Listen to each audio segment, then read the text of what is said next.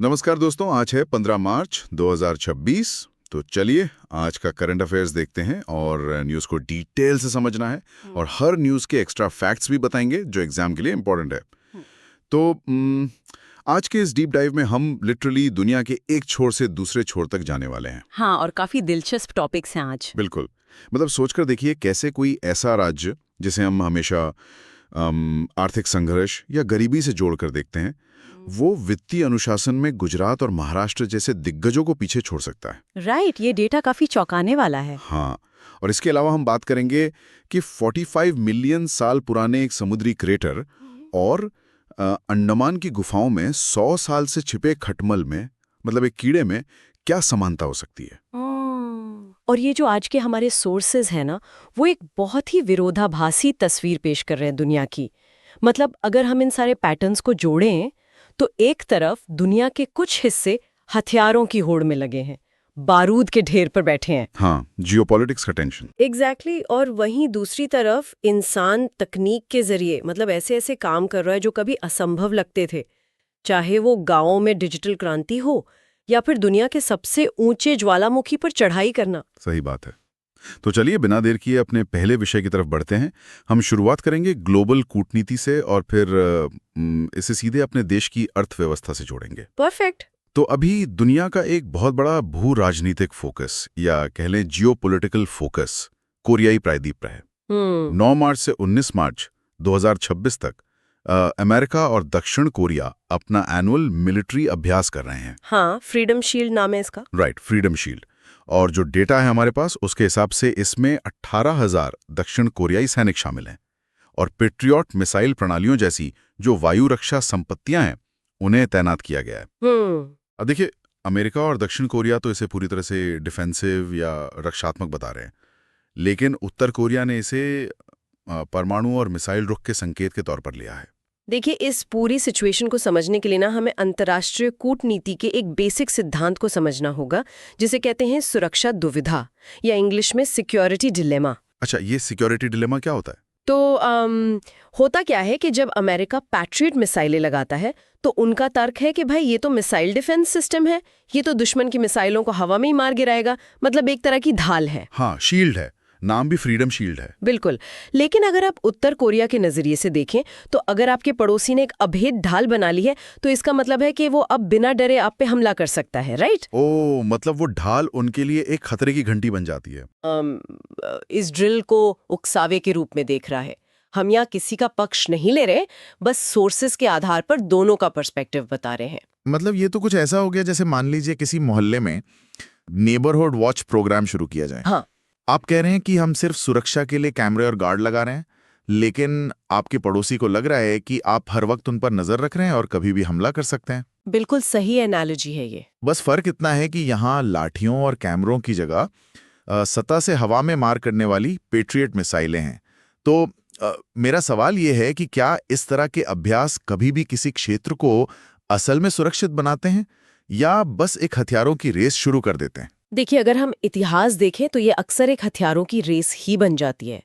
जब एक पक्ष अपनी फील्ड एक्सरसाइज को पिछले साल से दुगना कर दे, जो कि इस बार हुआ है, राइट? हाँ बिल्कुल। तो ऐसे में दूसरा पक्ष भी अपनी सैन्य शक्ति का प्रदर्शन करने के लिए मजबूर महसूस करता है। अमेरिका और दक्षिण कोरिया के लिए ये अपनी रक्षा तैयारियों को परखने की रणनीतिक जरूरत है, लेकिन उत्तर कोरिया की जो तीखी प्रतिक्रिया है वो भी उनके अपने नेशनल सिक्योरिटी के नजरिए से अपेक्षित है।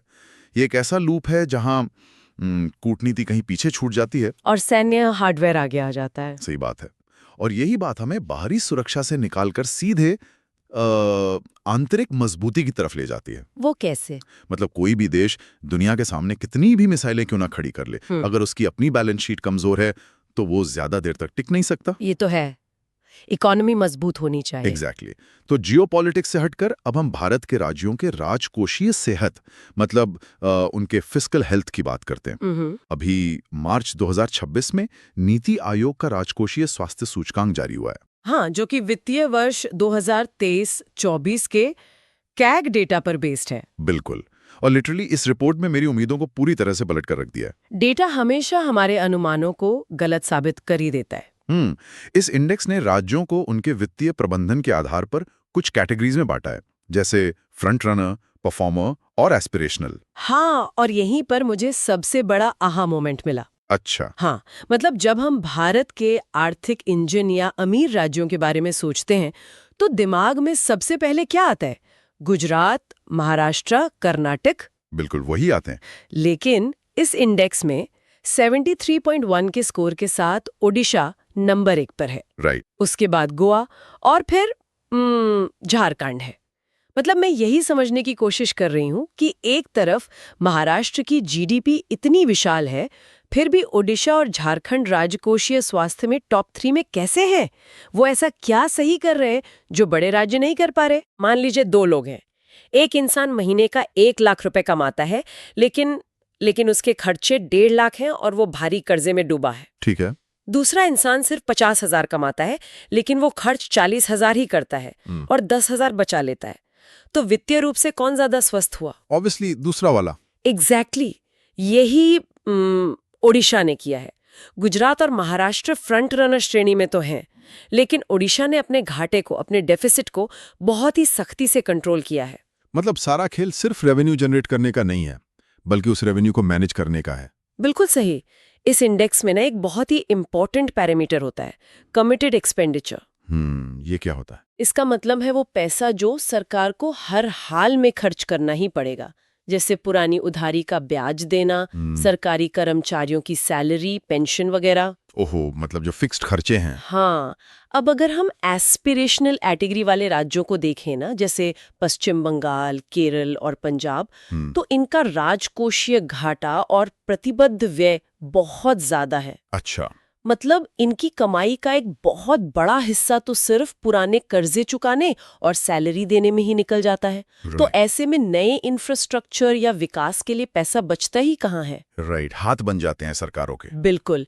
इसके विपरीत जो टॉप रैंक वाले राज्य हैं, उन्होंने अपने कर्ज को एक लिमिट में रखा है, जिससे उनका फिस्कल स्ट्रक्चर बहुत मजबूत बना हुआ है। वाओ, ये तो एक बहुत बड़ा सबक है, सिर्फ सरकारों के लिए ही नहीं बल्कि किसी भी संस्था के लिए। अनुशासन ही असली तरक्की की नींव है। बिल्कुल। तो चलिए अब चूंकि हम नीति और संस्थाओं की बात कर रहे हैं, तो राज्यों के बैलेंस शीट से आगे बढ़कर कॉरपोरेट जगत और जमीनी हकीकत की तरफ रुख करते हैं। हाँ, माइक्रो पिक्चर देखते हैं। बिल्कुल। तो वित्तीय क्षेत्र से 2 बहुत अहम खबरें हैं। HDFC ERGO ने 16 अप्रैल 2026 से पार्थनील घोष को अपना नया MD और CEO नियुक्त किया है। जिनके पास 30 साल का अनुभव है। राइट। और दूसरी खबर है साउथ इंडियन बैंक की, जिसने EPFO के साथ मिलकर SI बर्नेट के जरिए नियोक्ताओं के लिए एक नया और डायरेक्ट EPF पेमेंट सिस्टम शुरू किया है। देखिए, इन दोनों खबरों को अगर हम एक बड़े फ्रेमवर्क में रख के देखें ना, तो ये साफ दिखाता है कि हमारा जो फाइनेंशियल सेक्टर है वो अब पुराने लेगेसी सिस्टम से बाहर निकल रहा है। कहाँ इनोवेशन की तरफ जा रहे हैं? बिल्कुल। जैसे पार्थनील घोष 30 साल का एक्सपीरियंस लेके आ रहे हैं, खासकर दावों और तकनीक के इंटीग्रेशन में। आज इंश्योरेंस का मतलब सिर्फ पॉलिसी बेचना नहीं रह गया है। वो तो है। ये अब पूरी तरह से डेटा एनालिटिक्स और तुरंत क्लेम सेटलमेंट का गेम बन चुका है। और दूसरी तरफ साउथ इंडियन बैंक का जो कदम है वो इकोनॉमी की एक बहुत बड़ी अड़चन को दूर कर रहा है। हाँ, मैं उसी पर आने वाला था, क्योंकि जब कोई सुनता है कि बैंक ने एक नया इंटरनेट पोर्टल लॉन्च किया है तो लगता है कि यार ये तो आम बात है, इसमें नया क्या है। हाँ, लगता तो ऐसा ही है। लेकिन SIB नेट के जरिए EPF का सीधा पेमेंट एम्प्लॉयर्स के लिए एक गेम चेंजर क्यों है? मतलब ये अनुपालन या कंप्लायंस को आसान कैसे बनाता है? मैं बताती हूँ, इसके पीछे की मशीनरी को समझिए। पहले क्या होता था कि कंपनियों के जो HR या फाइनेंस डिपार्टमेंट होते थे ना, उन्हें EPF का पैसा जमा करने के लिए बहुत लंबी कागजी प्रक्रियाएं करनी पड़ती थी। हाँ। चालान जनरेट करना, बैंक के चक्कर लगाना। मैनुअल काम बहुत था। बहुत ज्यादा। और इसमें अक्सर डेटा मिसमैच की गलतियां हो जाती थी। फिर पेमेंट में देरी हुई तो पेनल्टी लग जाती थी अलग से। राइट। अब सिबरनेट सिस्टम इस पूरी प्रोसेस को रियल टाइम और ऑटोमेटेड बना देता है। इकोनॉमी के नजरिए से अगर हम देखें तो जब आप कंप्लायंस को इतना आसान कर देते हैं तो कंपनियों का जो समय और पैसा एडमिनिस्ट्रेटिव कामों में बर्बाद हो रहा था, वो अब उनके मेन बिजनेस में लगता है। एग्जैक्टली। इससे व्यापार करने की सुगमता या ईज ऑफ डूइंग बिजनेस सीधे तौर पर बढ़ जाती है। ये बहुत ही सटीक उदाहरण है कि कैसे एक छोटा सा टेक अपग्रेड बड़े स्तर पर पूरी अर्थव्यवस्था को गति दे सकता है। बिल्कुल। और जब तकनीकी बात आती है ना, तो मुझे लगता है इसका सबसे खूबसूरत रूप तब सामने आता है जब ये समाज के सबसे कमजोर वर्ग को सशक्त बनाती है। हाँ, समावेशी विकास जिसे कहते हैं। राइट। हमारे पास एक बहुत ही शानदार रिपोर्ट है। KSRTC यानी कर्नाटक राज्य सड़क परिवहन निगम को अपनी ध्वनि स्पंदना पहल के लिए 12वां PSU राष्ट्रीय पुरस्कार मिला है। नवाचार में उत्कृष्टता के लिए। हाँ, तो मैंने इसके बारे में पढ़ा कि ये दृष्टिबाधित यात्रियों के लिए एक ऑडियो आधारित सिस्टम है। लेकिन मेरा एक सवाल है, भारतीय बस अड्डों की भीड़-भाड़ और जो इतना शोर शराबा होता है, उसमें ये तकनीक प्रैक्टिकली कितनी कारगर है? देखिए, ये एक बहुत ही वाजिब चिंता है। भारत के बस स्टॉप्स का जो शोर है वो किसी भी ऑडियो सिस्टम के लिए एक बहुत बड़ा चैलेंज है। हाँ, वहां तो अपनी आवाज नहीं सुनाई देती। बिल्कुल, लेकिन ध्वनि स्पंदनाना सिर्फ कोई लाउड स्पीकर नहीं है। ये GIZ जर्मनी के सहयोग से मैसूलू की 200 बसों पर लागू किया गया एक बहुत ही स्मार्ट सिस्टम है। अच्छा, कैसे काम करता है ये? इसमें फिजिकल बीकन्स और स्मार्ट सेंसर तकनीक का इस्तेमाल हुआ है। तो जब कोई दृष्टिबाधित यात्री अपने डिवाइस या ऐप के साथ बस स्टॉप पर खड़ा होता है, तो सही बस के आने पर उसे सटीक और एकदम स्पष्ट ऑडियो नेविगेशन मिलता है। वाव! कि बस कहाँ रुकी है, उसका रूट क्या है। ये सिस्टम बाहर के शोर को काटकर सीधा यात्री तक वो जानकारी पहुंचाता है। तो ये सिर्फ एक सुविधा नहीं है, ये उन्हें इंडिपेंडेंट बनाता है। एग्जैक्टली, ये उन्हें किसी और पर निर्भर हुए बिना अकेले सफर करने की आजादी देता है। आजादी और समावेश, सही मायनों में यही असली विकास है। और इसी समावेशी विकास का एक और रूप हमें मध्य प्रदेश में देखने को मिला है। हाँ, समृद्धि केंद्र वाला प्रोजेक्ट। राइट। गुना जिले के उमरी गांव में इस समृद्धि केंद्र की शुरुआत हुई है और सोर्स में लिखा है कि ये फिजिटल मॉडल पर बेस्ड है और भारत नेट से जुड़ा है। अब ये जो फिजिटल शब्द है सुनने में बड़ा फैंसी सा लगता है ना, फिजिकल प्लस डिजिटल। हाँ, आजकल काफी ट्रेंड में है ये टर्म। तो अगर मैं इसे एक बहुत ही आसान उदाहरण से समझूं तो क्या ये वैसा ही है जैसे आप ई-कॉमर्स वेबसाइट से सामान ऑनलाइन ऑर्डर करते हैं लेकिन उसे डिलीवर एक जीता जागता इंसान करने आता है? आपने बिल्कुल सही नब्ज पकड़ी है इसकी। देखिए, ग्रामीण भारत में जो डिजिटल डिवाइड है ना, उसकी सबसे बड़ी वजह सिर्फ इंटरनेट की कमी नहीं है। तो और क्या है? सबसे बड़ी वजह है भरोसे की कमी, ट्रस्ट इशू। अगर आप किसी गांव के व्यक्ति से कहें कि भाई आप ऑनलाइन डॉक्टर से टेलीमेडिसिन के जरिए बात कर लो या अपना कोई सरकारी फॉर्म खुद ही ऑनलाइन भर दो, तो वो हिचकिचाएगा। हाँ, उसे लगेगा कि कहीं पैसे ना कट जाएं या कुछ गलत ना हो जाए। बिल्कुल, उसे एक मानवीय स्पर्श चाहिए, एक ह्यूमन टच चाहिए। समृद्धि केंद्र ठीक यही काम करता है। ये गांव में ईंट पत्थर की एक फिजिकल बिल्डिंग है जहां एक ऑपरेटर बैठा है, लेकिन उस केंद्र के अंदर जो सेवाएं मिल रही हैं, चाहे वो टेलीमेडिसिन हो, खेती से जुड़ी सलाह हो या कोई वित्तीय सेवा हो, वो सब हाई स्पीड भारत नेट के जरिए डिजिटल दुनिया से आ रही हैं। मतलब टेक्नोलॉजी भी है और मदद करने के लिए एक इंसान भी है। एग्जैक्टली। ये पायलट प्रोजेक्ट अभी मध्य प्रदेश, यूपी और आंध्र प्रदेश में चल रहा है और अगर ये सफल रहा ना, तो ये भारत के दूरदराज के इलाकों को सीधे ग्लोबल इकोनॉमी से जोड़ देगा। ये सचमुच एक पुल की तरह काम कर रहा है।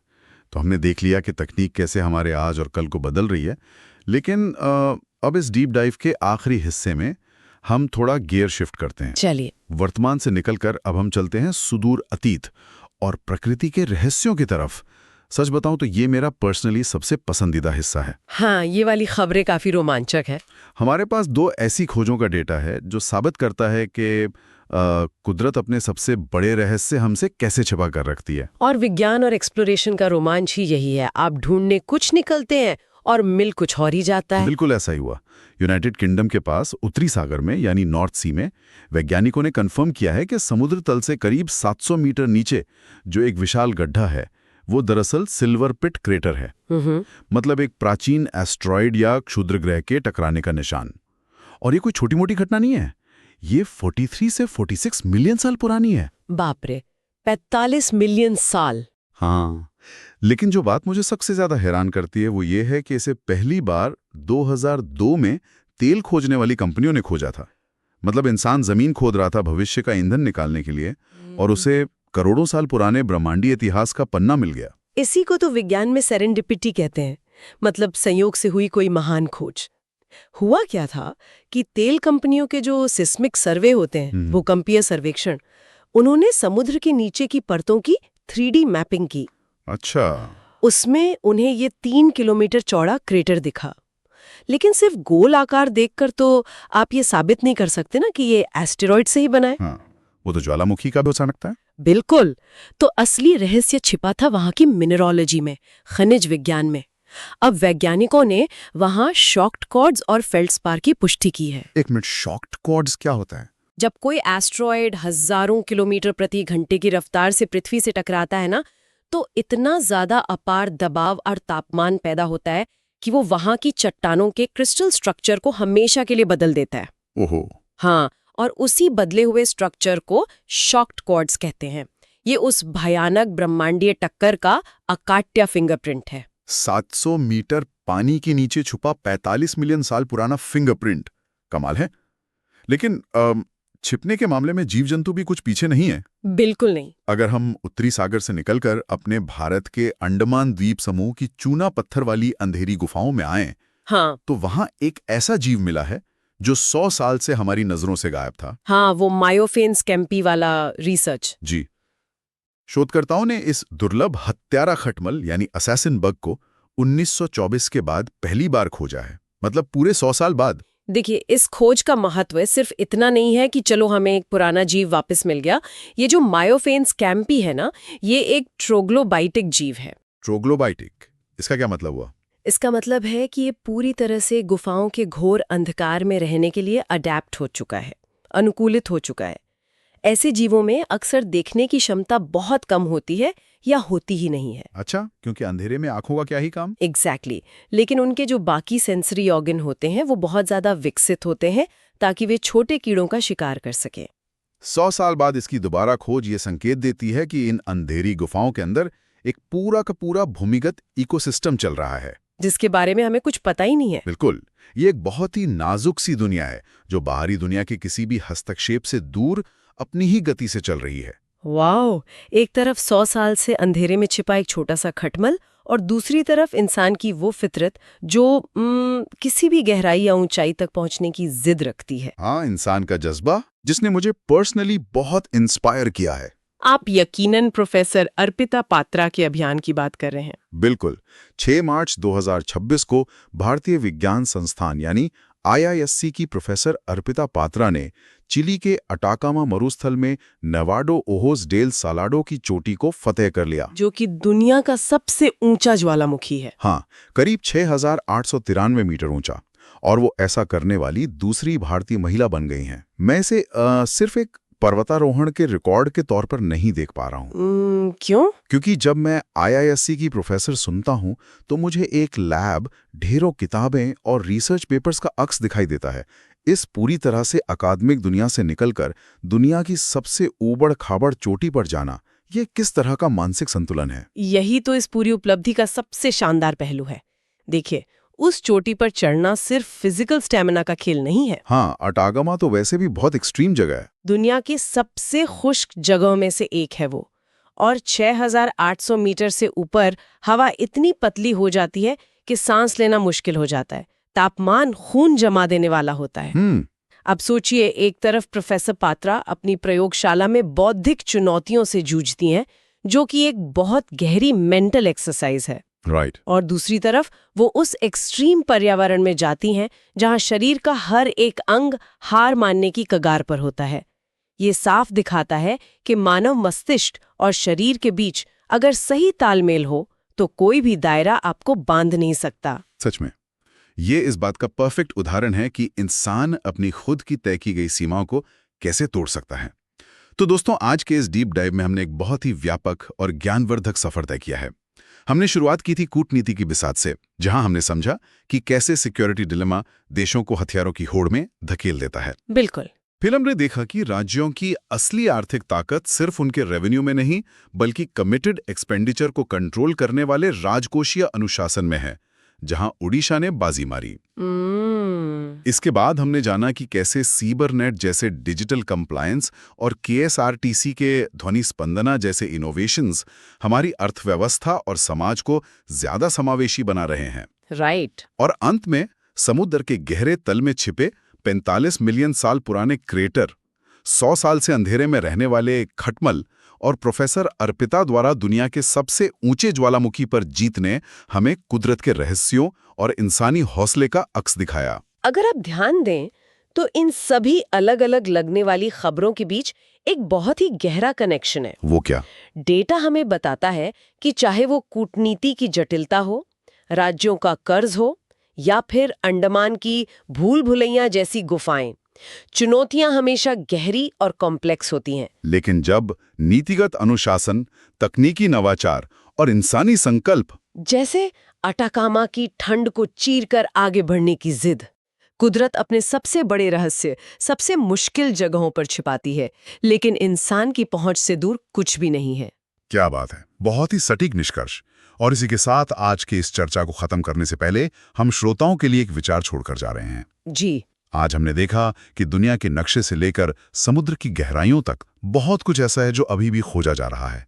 तो जरा सोचिए, इस भागदौड़ भरी जिंदगी में आपके अपने भीतर ऐसा कौन सा अनदेखा क्रेटर या अनछुई चोटी है जिसे खोजना भी बाकी है? बहुत उम्दा सवाल है ये। ऐसी कौन सी क्षमता या शौक है जिसे आपने सिर्फ इसलिए असंभव मान लिया क्योंकि वो बहुत मुश्किल लगता है? अपनी उस खूबी को पहचानने की कोशिश कीजिए, सीखते रहिए, खोजते रहिए और चीजों की गहराई में उतरते रहिए। अगले विश्लेषण में नए डेटा और नई इंसाइट्स के साथ फिर मिलेंगे। नमस्कार।